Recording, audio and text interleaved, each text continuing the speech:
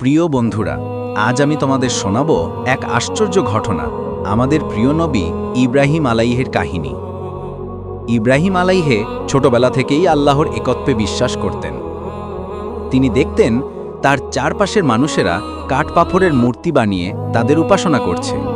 তিনি বললেন, তোমরা যাকে পূজা করছো তারা কিছুই করতে পারে না, সত্যিকার ইলাহ শুধু আল্লাহ। মানুষেরা খুব রাগান্বিত হল। তারা সিদ্ধান্ত নিল ইব্রাহিম আলাইহেকে শাস্তি দেবে। তারা একটি বিশাল আগুন জ্বালালো, এত বড় আগুন যে তাপ দূর থেকে অনুভূত হচ্ছিল। তারপর তারা ইব্রাহিম আলাইহেকে আগুনে নিক্ষেপ করল। সবাই ভেবেছিল তিনি পুড়ে ছাই হয়ে যাবেন, কিন্তু আল্লাহর হুকুম হল, হে আগুন, তুমি ইব্রাহিমের জন্য শীতল ও নিরাপদ হয়ে যাও।